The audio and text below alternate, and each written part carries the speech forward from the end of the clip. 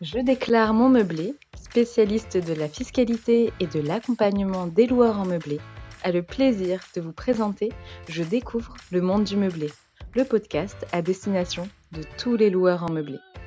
Que vous envisagiez de vous lancer dans l'aventure de la location meublée ou que vous soyez déjà fin connaisseur des avantages de cette activité, retrouvez-nous chaque semaine pour parler conseils, bons plans et suivre ensemble l'actualité de la location meublée. Bonjour à toutes et à tous, bienvenue dans un nouvel épisode du podcast des rendez-vous de JD2M. Je m'appelle Baptiste Beauchard, je suis juriste pour Je déclare mon meublé et dans ce podcast, je donne la parole à des professionnels du secteur de la location meublée. Spécialistes de la comptabilité, du droit, de la gestion de biens ou encore du patrimoine, ils viennent vous parler fiscalité, emprunt, investissement, réglementation et vous livrer leurs meilleurs conseils pour que vous puissiez en apprendre toujours plus sur l'activité de location meublée. Aujourd'hui, notre rendez-vous sera consacré à la question suivante. Est-ce une bonne idée d'investir dans l'immobilier et plus particulièrement dans la location meublée pour préparer sa retraite? Et pour évoquer ce sujet, je reçois Patrice du cabinet Mazarin Patrimoine SGP Consulting. Patrice, bonjour, merci de m'avoir rejoint pour cet épisode. Avant de commencer, je vous propose de vous présenter à nos auditeurs. Bien, bonjour à tous, c'est un plaisir de vous rejoindre. Je vais essayer de me présenter très simplement. Je m'appelle Patrice Florence, je suis diplômé d'expertise comptable, j'ai donc un DECS, puis je me suis dirigé vers la banque où j'ai eu des fonctions d'encadrement d'équipe. J'ai toujours pris un plaisir à essayer de faire monter en compétence mes collaborateurs. Après donc mon passage bancaire, nous avons avec mon épouse qui est ingénieure patrimoniale créé un cabinet de gestion de patrimoine qui s'appelle, comme vous l'avez dit, SGP Consulting Mazarin. Nous sommes situés à Aix-en-Provence et nous sommes à la disposition de nos clients qui veulent s'assurer des jours heureux dans ces temps tumultueux. Voilà. Très bien, merci beaucoup Patrice, c'est un plaisir donc de vous avoir aujourd'hui. Ce que je vous propose pour lancer le sujet, pour débroussailler un petit peu et avant de rentrer dans les détails, qu'on commence par la question un petit peu qui est centrale dans ce podcast. Pourquoi est-ce que quand on pense à préparer sa retraite, eh bien investir dans l'immobilier est justement une question qu'il faut se poser finalement?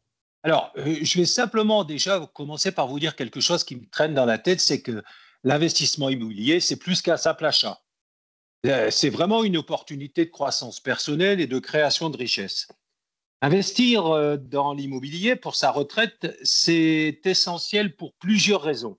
Alors, je vais essayer d'être très simple, d'être concret pour que ce que je dis soit simple et se passe comme ça se passe sur le terrain. Alors, la première des raisons, c'est que vous pouvez vous procurer, bien évidemment, une source de revenus stable. Les loyers perçus d'un bien immobilier locatif peuvent constituer un complément de revenus régulier. C'est vraiment idéal pour compenser la baisse de revenus une fois à la retraite.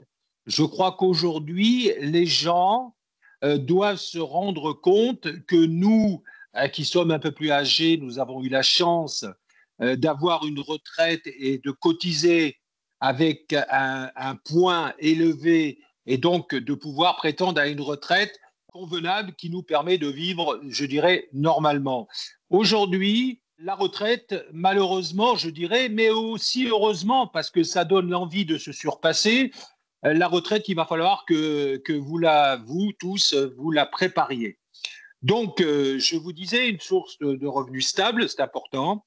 La deuxième des choses, je vois un patrimoine solide, car contrairement à d'autres placements plus volatiles, que je nommerai pas, mais vous comprenez ce que je veux dire, l'immobilier, c'est un actif tangible qui prend souvent de la valeur avec le temps et surtout, qui offre une sécurité financière durable. J'essaye de réfléchir, je vais vous dire la troisième chose que je vois, c'est bien sûr les avantages fiscaux, même si nous perdons et nous avons perdu des avantages fiscaux, comme par exemple le dispositif Pinel, qui était quand même un dispositif très intéressant. Nous avons encore gardé quelques avantages fiscaux, comme la loi de Normandie. Alors, je ne rentrerai pas dans les détails. Je parle rapidement du logement locatif intermédiaire. Également, je peux parler rapidement des SCPI qui permet d'optimiser sa fiscalité, tout en se constituant un patrimoine pour sa retraite. Simplement, quelques mots pour les auditeurs qui n'en auraient jamais entendu parler. Est-ce que vous pouvez nous préciser très rapidement ce que c'est que le dispositif de Normandie ou par exemple le logement intermédiaire? Alors, le logement intermédiaire, c'est donc l'achat de logements neufs qui sont loués à des gens avec des revenus, disons, assez bas. C'est une façon de faire construire des logements neufs pour loger des gens qui ne pourraient pas le faire si on n'avait pas cette loi.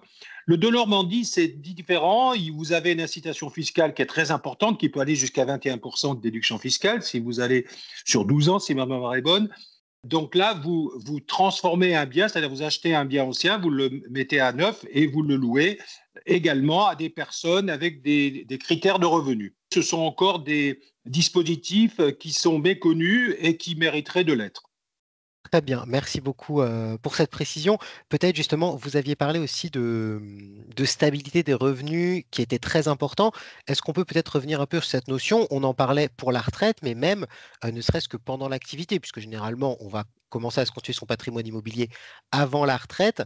Et en quoi justement, ça peut aussi être très intéressant de commencer à percevoir des revenus complémentaires pendant son activité. Et est-ce que, par exemple, de votre expérience, alors même si on ne peut pas répondre de manière précise à cette question, est-ce qu'il y a un âge idéal auquel il faut commencer à se poser la question, commencer à investir, ou est-ce que finalement c'est vraiment quelque chose qu'on peut commencer à tout moment, il n'est jamais trop tard?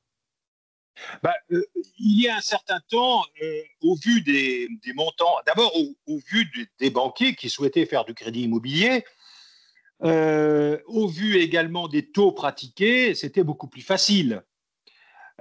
Avant, lorsque vous preniez, bon, pour exemple, un appartement dans une résidence étudiante, vous aviez pratiquement le crédit était couvert par les revenus, par l'obtention des 20% de TVA que vous aviez offert par l'État et également par la déduction à l'époque, lorsque vous aviez les anciennes lois, vous aviez la déduction de 11% si ma mémoire, si vous le gardiez sur 9 ans.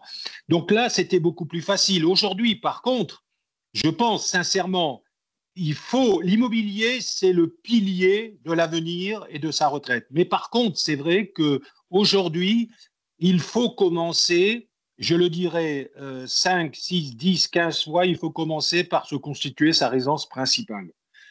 Parce que c'est important, parce que lorsque les gens se retrouvent à la retraite, souvent, en étant locataires, ils ne peuvent plus assumer leur loyer. Donc, vous me posiez une question, est-ce que c'est porteur pour des jeunes? Oui, à condition de ne pas avoir de logement qui se retrouve vide. Car quand vous avez un crédit à rembourser et que vous n'avez pas la capacité de le rembourser sans la production des loyers, c'est beaucoup plus difficile. Mais sur la question que vous me posez, bien évidemment, bien évidemment. Très bien. Alors, merci beaucoup. Justement, ça fait une transition parfaite avec la question que j'envisageais de vous poser maintenant. Alors, vous l'avez bien souligné, c'est quand même dans la très très grande majorité des cas préférable de commencer par acquérir sa résidence principale. Mais justement, est-ce que c'est par exemple possible, parce que ça c'est une question que beaucoup de personnes justement qui ont investi dans leur résidence principale se posent, est-ce que par exemple c'est possible tout à fait, par exemple, de commencer une nouvelle ligne de crédit, de faire un nouvel emprunt pour acquérir une résidence alors secondaire, mais qu'on destine finalement à faire à une activité de location meublée, est-ce que ça c'est possible ou est-ce qu'il faut attendre d'avoir remboursé sa résidence principale pour pouvoir se lancer dans l'investissement locatif? Donc, en tant que banquier, je vais vous répondre. Oui, bien évidemment, vous pouvez. Le banquier voit beaucoup plus l'intérêt de la résidence principale. Lorsque vous êtes propriétaire de votre résidence principale, vous avez quand même beaucoup plus de facilité après pour la louer, ensuite la récupérer, la revendre pour avoir un apport pour vous constituer un autre bien, ou bien l'occuper en tant que résidence principale qui vous permettra, lorsque vous revendrez, de ne pas avoir de plus-value pour l'instant. Et donc justement, l'idée, ce serait, par exemple, là, on va prendre un petit peu d'avance sur la situation d'un loueur, par exemple, quelqu'un qui aurait réussi, alors ou pas, à obtenir enfin, un autre crédit, donc qui serait en train de rembourser sa résidence principale et puis qui aurait un autre crédit pour sa secondaire, ou bien tout simplement qui aurait préféré commencer par sa résidence secondaire et puis en faire un investissement locatif. En quoi est-ce que c'est important finalement, eh bien, de bien valoriser le patrimoine que va représenter la détention d'un, voire de plusieurs biens immobiliers, et notamment en quoi des données telles que l'âge de l'investisseur, le revenu d'activité qu'il perçoit ou ses perspectives d'avenir vont justement influencer la solution qu'il doit choisir pour justement eh bien, prendre les bonnes décisions en termes de constitution d'un patrimoine immobilier. Oui, alors c'est encore très difficile car les banquiers actuellement sont très sélectifs. Ils demandent généralement toujours un apport, ce qui est très difficile pour les jeunes. Alors, il y a quelques solutions pour obtenir des prêts, c'est-à-dire on peut créer une SCI, faire rentrer une caution avec, donc ses parents, et là vous pouvez mettre par exemple 99% du bien au nom de la personne et 1% au nom d'une personne, et on prendra ses revenus, ce qui permet d'obtenir des prêts. Mais enfin, aujourd'hui, le marché immobilier est extrêmement difficile pour les jeunes. Il faut qu'ils commencent à acheter un petit bien s'il ne peut pas faire mieux. Le problème aujourd'hui, c'est que les gens veulent acheter des biens qui, aujourd'hui, sont à des prix complètement énormissimes. Quand je vois les derniers prix que j'ai vus dans des coins qui n'étaient pas très prisés et qui le deviennent, je me dis comment obtenir un crédit alors que la banque ne finance que jusqu'à 30-32% des revenus. Donc, à votre question, je dirais oui, mais c'est extrêmement difficile. Voilà. Par contre, on peut valoriser le patrimoine avec une optimisation fiscale par la location meublée. Donc, je conseille bien sûr de transformer les biens en logements meublés. Ça permet de bénéficier du régime fiscal avantageux de la location meublée non professionnelle. L'avantage de ce régime fiscal, c'est que ça permet d'amortir le bien et les meubles et donc de réduire l'imposition donc sur les revenus locatifs. Je prends mon cas précis, j'ai un petit appartement que j'ai en loueur meublé non professionnel. Je l'ai bien entendu mis au réel pour pouvoir bénéficier des amortissements. Et aujourd'hui, j'augmente la rentabilité locative, je diminue la fiscalité parce que je ne paye aucun impôt sur mes loyers. Alors, la deuxième des choses, c'est de réaliser, à mon avis, des travaux de rénovation énergétique. Investir dans des travaux de rénovation énergétique. Alors, par exemple, j'essaye de réfléchir à ce que je pourrais vous dire. Par exemple, l'isolation, changement de fenêtre, l'installation de chauffage performant. Ça permet d'améliorer la classe énergétique du bien et donc ça donne de la valeur au bien, bien sûr, sur le marché. Ça attire des locataires ou bien même des acheteurs qui recherchent des logements économes en énergie. Et j'ai encore un petit point qui me vient à l'idée pour optimiser, c'est peut-être, et ça c'est une chose qui se fait de plus en plus et on me le demande de plus en plus dans les entretiens que j'ai avec mes clients, c'est diviser un grand bien pour optimiser les rendements. Par exemple, la dernière personne que j'avais avait un bien immobilier spacieux et il l'a divisé en plusieurs unités. Il a fait des petits studios, je crois que c'est des petits appartements ou des petits studios. Et donc, ça lui a augmenté, bien évidemment, ses revenus locatifs. Et donc, ça permet vraiment une meilleure valorisation globale du patrimoine. Et effectivement, c'est important de parler de location meublée. Je trouve que ça fait typiquement le lien avec ce que vous disiez avant de potentiellement ne pas hésiter à acheter un logement plus petit que ce qu'on imaginerait, notamment pour pouvoir investir et puis pour tenir compte du fait que maintenant le logement coûte de plus en plus cher parce que justement, quand on achète un logement plus petit, si on veut le louer en location nue, les locataires souvent veulent s'installer sur le temps long, ils veulent amener leurs meubles, ça peut poser des problèmes par rapport à l'aménagement du logement, alors qu'en location meublée, on aménage soi-même le bien, on le rend vraiment très optimal justement dans sa capacité d'accueil, on attire bien, des étudiants, des jeunes actifs, et ça peut être justement plus intéressant. Ça permet aussi justement de valoriser la souplesse juridique qu'a la location meublée par rapport à la location nue. On a justement plusieurs types de baux. On pourrait, Baptiste, se poser une question qui, à mon avis, serait intéressante. C'est la question de dire pourquoi préférer la location meublée à la location vide. Qu'est-ce que vous en pensez? Au-delà de la fiscalité que vous avez déjà mentionnée, alors peut-être c'est important, je vais faire un très bref rappel sur la question pour nos auditeurs qui ne seraient pas très au fait des différences fiscales entre location meublée et location nue. Tout simplement, quand on fait de la location nue, en fait, la fiscalité relève de celle des revenus fonciers, alors que quand on fait de la Exactement. location meublée, eh bien, on relève du régime des bénéfices industriels et commerciaux. Donc, c'est deux types d'impositions Exactement. différents. Alors ça, évidemment, c'est déjà un avantage puisque eh bien, la fiscalité des BIC est plus intéressante que celle eh bien, de la fiscalité du régime foncier. C'est également, en principe, quand on loue en meublé, on a des loyers plus élevés. Ils sont en moyenne 15 à 20% plus élevés. Ça vaut aussi Exactement. dans les villes qui ont mis en place l'encadrement des loyers, puisque dans ce cas-là, eh bien, les grilles d'encadrement des loyers sont plus élevées.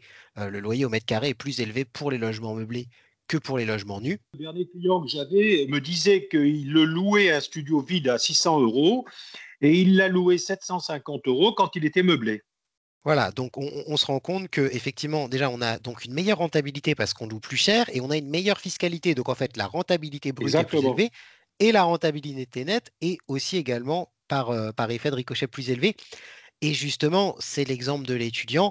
Ça, je pense que c'est parfois quelque chose qu'on oublie parce que souvent, quand on oppose location nue, location meublée, on regarde avant tout la fiscalité, mais c'est surtout la souplesse juridique qui est vraiment un avantage en location Exactement. meublée.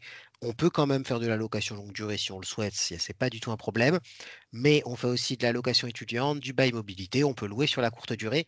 Il y a ce que vous venez d'évoquer qui est important, c'est la flexibilité contractuelle pour le bailleur. C'est ça. Euh, voilà, le bail de location meublée offre beaucoup plus de souplesse avec une durée minimale. Je crois que c'est 3 ans pour vide et seulement, je crois, un mois, c'est ça, hein, si ma mémoire est bonne. Alors c'est en fait pour la location vide en fait le bail, la durée minimale du bail c'est de 3 ans. Alors qu'en fait, Exact. pour la location meublée, donc là, je parle de longue durée, parce qu'en fait, pour après, tout ce qui va être bail étudiant, bail mobilité, courte durée, le bail s'arrête à la date qui est convenue dans le contrat. Mais pour donc le bail meublé de longue durée, c'est seulement 1 an. Donc en fait, ce qui veut aussi dire que quelqu'un qui veut Exactement. récupérer son bien, il faut savoir, on ne peut récupérer son bien, déjà que si on remplit un certain nombre de conditions, mais surtout qu'à l'échéance du bail. Donc quand on loue en vide, on a une fenêtre de tir tous les 3 ans, alors que quand on loue en meublé, on a une fenêtre Exactement. de tir tous les ans. Ça peut nous permettre de faire la transition, puisque là, on a parlé des avantages de la location meublée, et c'est un peu la question que j'ai envie de vous poser maintenant, c'est que une fois qu'on a décidé d'investir, qu'on s'est décidé pour investir en location meublée, quels vont être les critères de choix d'un bien? La première, c'est qu'il faut, je pense, faire une étude de marché pour comprendre la demande locale. C'est-à-dire que quand vous allez acheter un bien à Saint-Étienne, vous n'allez pas l'acheter à Paris ou à Nantes.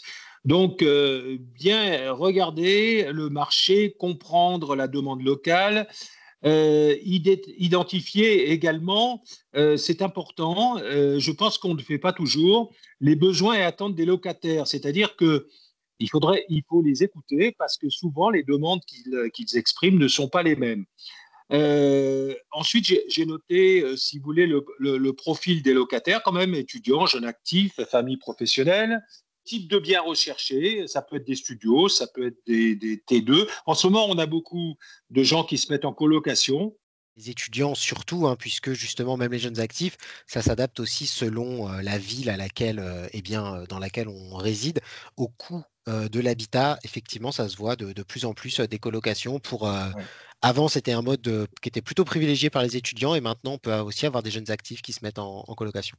D'accord. Alors, dans l'étude de marché que je vous disais, bien évidemment, il y a le type de biens recherchés, les studios, les T2, les colocations, comme on en a parlé. Il y a le niveau des loyers pratiqués. Et je pense que dans une ville universitaire, il faut privilégier les studios, les petites surfaces qui sont proches des campus.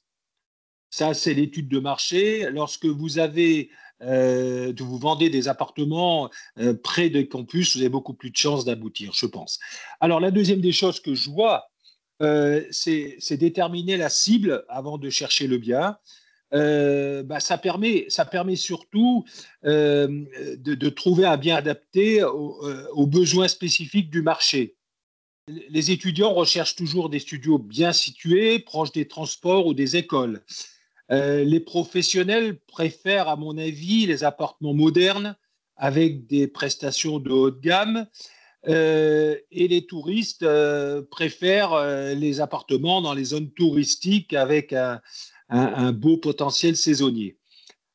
Troisième critère que je vois dans la question que vous m'avez posée, c'est une proximité des transports, commerces et écoles ou des zones d'emploi. Je pense qu'il faut privilégier les biens faciles à meubler avec des espaces optimisés. Je pense également qu'il faut privilégier, alors je ne sais pas si vous allez être d'accord, mais il faut privilégier les biens nécessitant peu de travaux ou qui offrent une possibilité de valorisation par le biais de la rénovation. Ensuite, il faut, je crois, savoir calculer un rendement brut, un rendement net pour s'assurer que l'investissement est rendu viable. Voilà. Donc, c'est à peu près ce que je vois. Est-ce que j'ai oublié quelque chose d'après vous? Oh bah alors là, je ne pense pas, je vous ferai confiance. Effectivement, peut-être un point sur lequel il sert d'insister, puisque vous avez parlé de potentiel un peu de rénovation. C'est important, on le sait maintenant depuis 2025 et déjà depuis 2022 avec une mesure de gel des loyers, il y a vraiment une importance du DPE pour les biens. Et ça, Oui, c'est très oui, important quand on veut investir, eh bien de exactement. regarder la note de DPE du bien et même si elle n'est pas très bonne, de quand même se renseigner sur la possibilité de la faire remonter, quitte à faire des travaux. Exactement. Parce que ça, c'est un enjeu déjà pour 2025 pour les biens classés G, et ça va devenir un enjeu ensuite en 2028 puis 2034 pour les biens classés F et E. Et ça, c'est quelque chose qu'il faut absolument pas mettre de côté.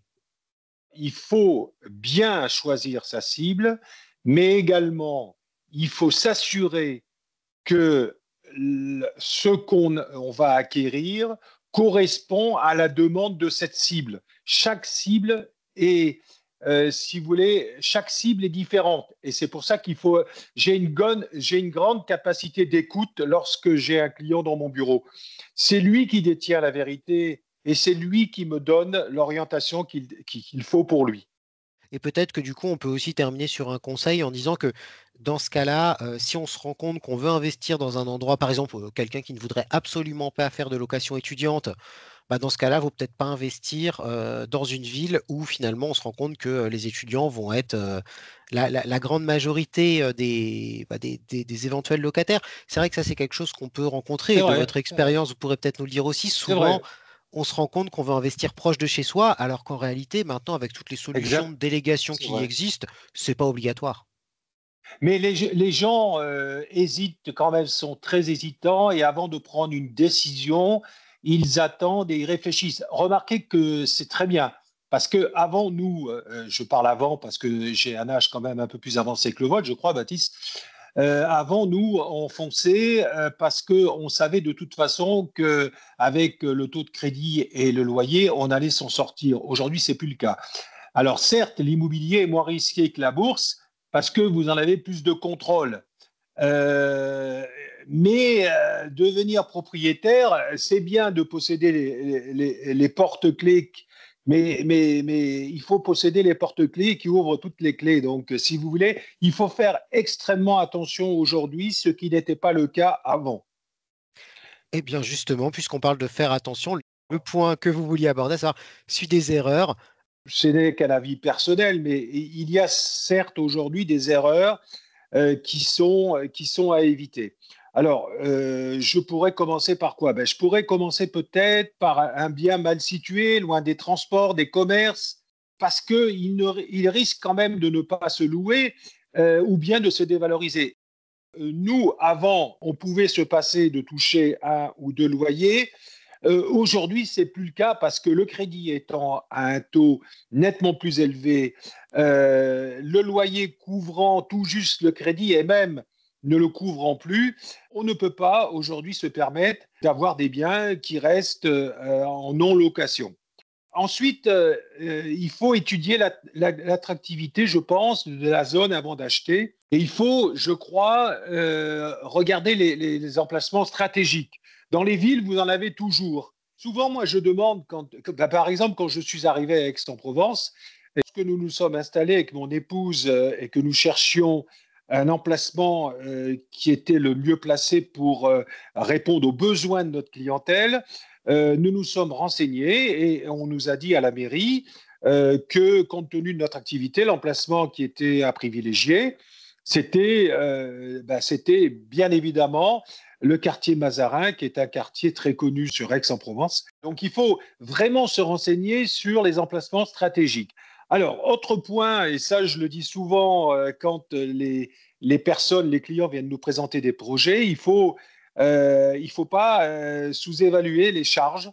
Regardez bien les travaux, les taxes, les frais de gestion, parce que ça peut avoir un impact important sur le rendement réel. Il n'y a qu'une chose qui m'intéresse à moi, c'est le rendement réel. Tout le reste n'est que fantaisie. Ce qui compte, c'est ce qu'on va garder dans la poche, et donc il faut être très vigilant. Je dis souvent à mes clients que je veux calculer avec vous la rentabilité nette en intégrant toutes les dépenses. Voilà. Ensuite, l'erreur à éviter, peut-être, c'est un bien peut-être qui ne correspond pas aux attentes locales, tant au niveau de la surface que le type de logement. Pourquoi? Parce que toujours la même peur que j'ai, et je rigole parce que, enfin je rigole pas, mais c'est le cas aujourd'hui pour un de mes appartements qui est vacant. Ensuite, il faut, je crois, étudier la demande locative pour investir, encore une fois, dans un bien qui va dans la cible des demandes. Autre point qui sont à éviter dans la gestion du bien, c'est tout ce qui touche les travaux imprévus, bien vérifier les normes, comme vous l'avez dit, ça génère des coûts supplémentaires. Il faut faire un diagnostic complet avant l'achat. Il faut avoir toujours une petite réserve pour faire d'éventuelles rénovations. Et surtout, il ne faut pas être trop gourmand au niveau du loyer. Souvent, je dis aux gens, baissez un petit peu votre loyer parce que sinon, vous ne louerez pas votre bien. Trop élevé, je pense, dissuade les locataires. Tandis qu'un loyer trop bas diminue la rentabilité. La meilleure façon d'éviter ça, c'est de faire une étude comparative dans les loyers du quartier. Il faut, et bien évidemment, trouver un locataire fiable. Il faut vraiment vérifier aujourd'hui les pièces justificatives. Il faut vérifier les contrats de travail.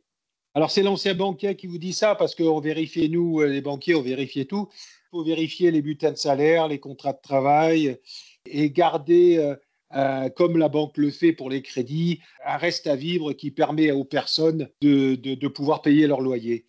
Parce que quand quelqu'un paye son loyer, il est heureux, et le propriétaire, il est heureux, et tout le monde est heureux. Mais lorsque vous avez des problèmes, c'est vrai que ça se ressent à deux niveaux. J'aimerais bien vous faire revenir sur la notion, vous avez parlé de l'importance évidemment de bien prévoir, enfin de prendre en compte en fait cette valeur cardinale qui est la rentabilité nette. Vous avez insisté dessus, vous avez parlé de cette rentabilité nette avec toutes les dépenses. Est-ce que pour quelqu'un voilà, qui serait vraiment novice sur le sujet, vous pourriez prendre le temps vraiment de nous expliquer un peu plus en détail ce que vous mettez derrière ce terme de rentabilité nette qui prend en compte toutes les dépenses? La rentabilité nette, c'est ce qui vous reste dans la poche. C'est comme un bilan d'une société. Donc, ce n'est pas compliqué. Vous partez, si vous voulez, déjà du crédit que vous faites. Donc, le crédit que vous faites va déboucher sur une mensualité. À cette mensualité, à la banque, vous ajoutez l'assurance. Ça va vous faire un montant à rembourser. Ensuite, avec toutes les précautions dont je vous ai parlé, vous allez trouver un locataire. Allez, admettons que vous achetez un bien, que votre crédit vous coûte 1 000 € par mois, assurance comprise. Vous avez un loyer que vous allez adapter. L'objectif que vous allez vouloir, c'est toucher plus de loyer que le montant du crédit que vous remboursez. Bien, c'est normal, mais aujourd'hui, c'est de plus en plus difficile. Aujourd'hui, lorsque vous arrivez à toucher en loyer et payer votre mensualité de crédit et qu'il ne vous reste rien dans la poche, c'est souvent le cas.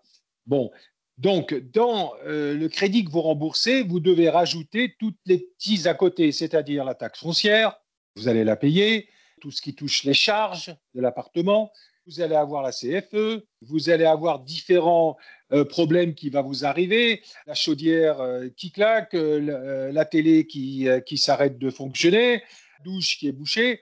Donc, il vous faut, si vous voulez, un volant des sécurités.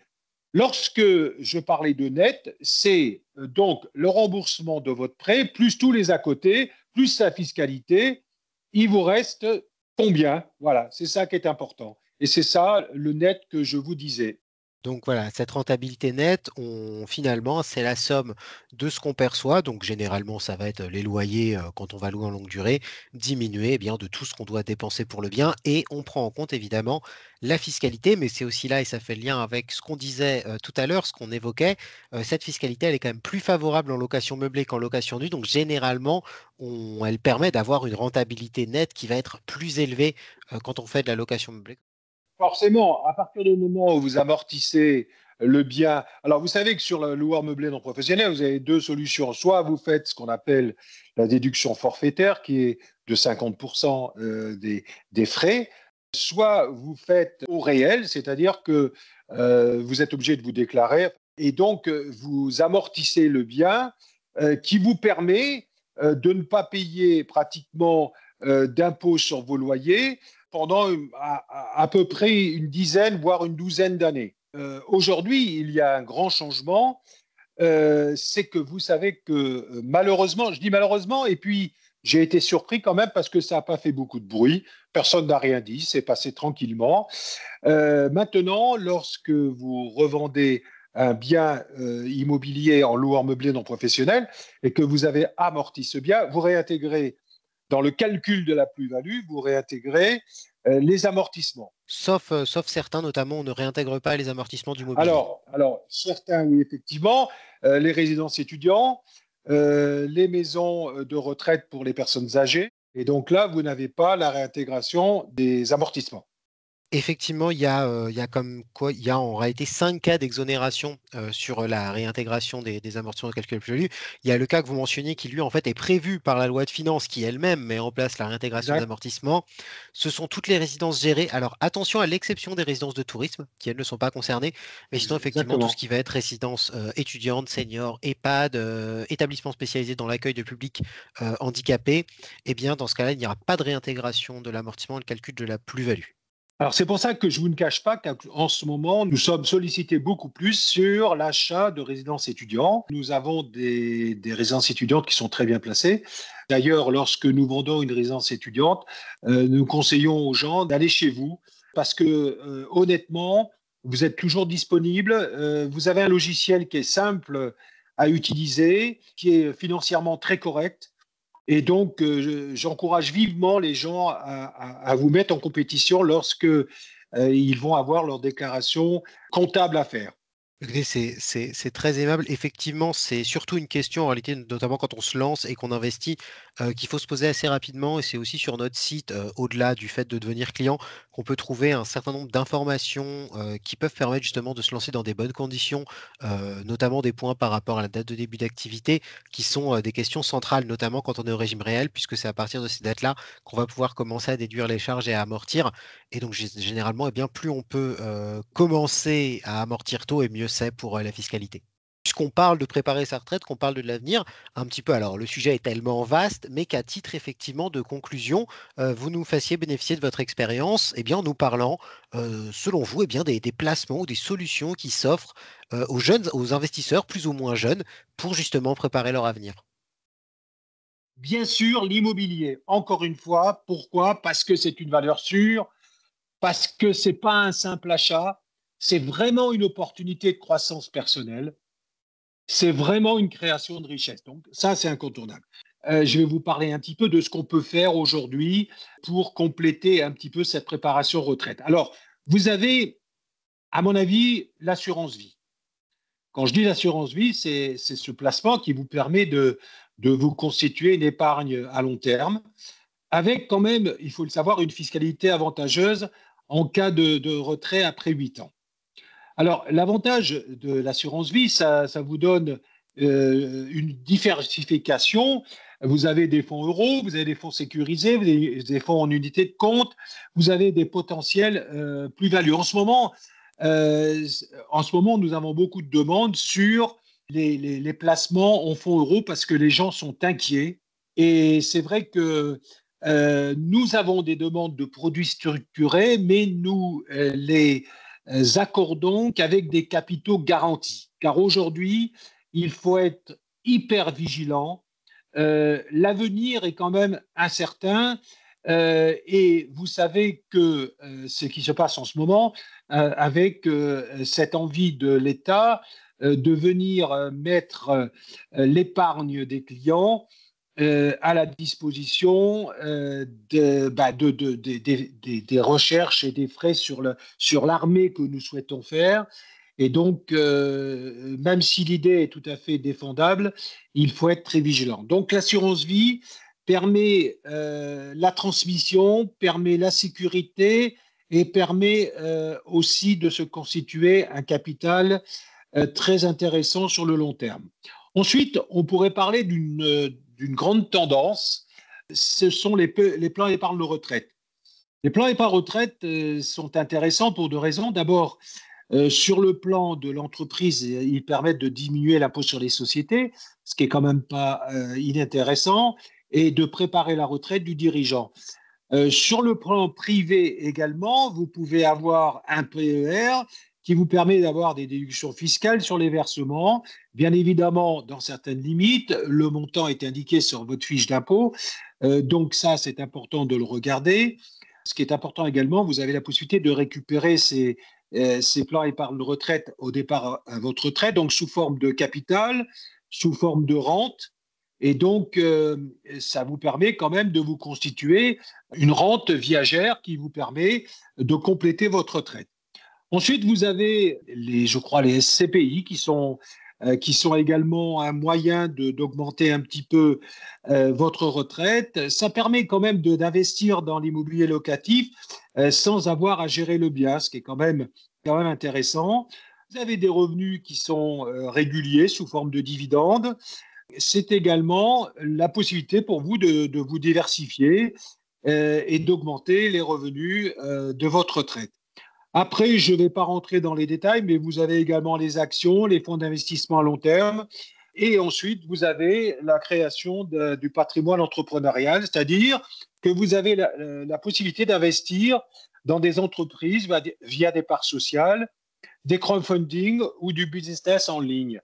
Et ça, c'est important parce que lorsque vous investissez dans une entreprise, vous avez l'incidence fiscale qui est très intéressante, même si vous avez des risques. Bien sûr, lorsque une entreprise se lance, il y a toujours des risques.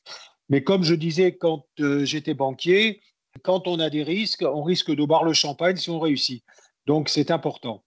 Vous avez également les fonds qui sont qu'on appelle les FIP, qui vous permettent d'avoir des déductions fiscales qui peuvent aller, si ma mémoire est bonne, jusqu'à 18% de l'investissement que vous faites et qui sont bloqués pendant 5 ans et qui permettent aux jeunes entreprises de trouver le cash flow dont elles ont besoin pour pouvoir se développer.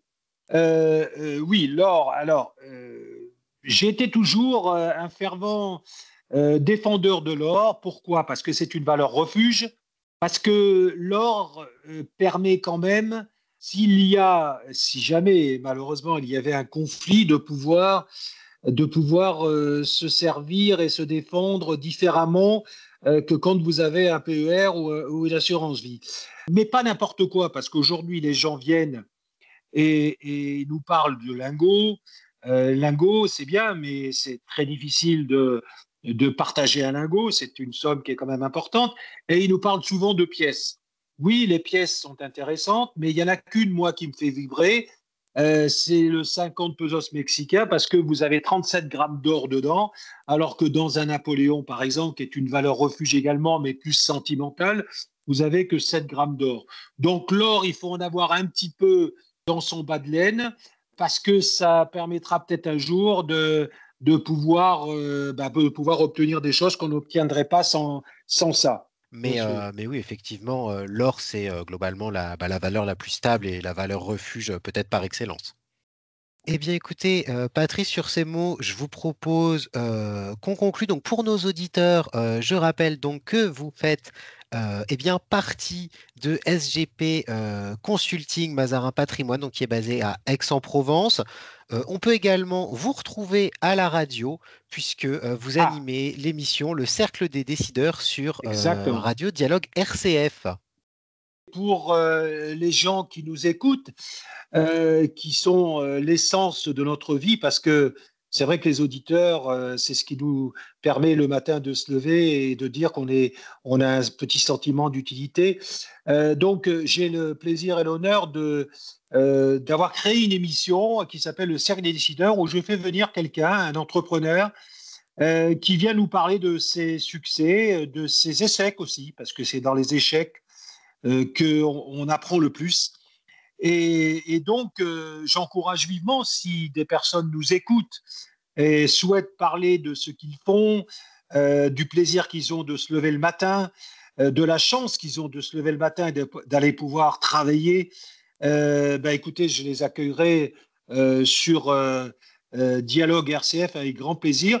L'adresse, c'est patrice.florence, FLORENS, rcf.fr. Très bien. Et bien sûr, des auditeurs qui sont intéressés pour intervenir dans notre émission, qui n'hésitent pas à vous contacter. Sur ce, Patrice, eh bien, je vous remercie beaucoup pour C'est moi cet qui vous épisode. remercie. C'était un plaisir, Baptiste, de participer. Et encore une fois, je vous remercie. Vous avez un logiciel chez vous qui est super. Vous rentrez vos loyers, vous rentrez vos dépenses. Ça vous calcule tout. Vous n'êtes pas embêté. Et si jamais vous êtes embêté, vous avez toujours quelqu'un qui vous répond. Alors, vous ne m'avez pas demandé de faire de pub pour vous, j'en fais pas.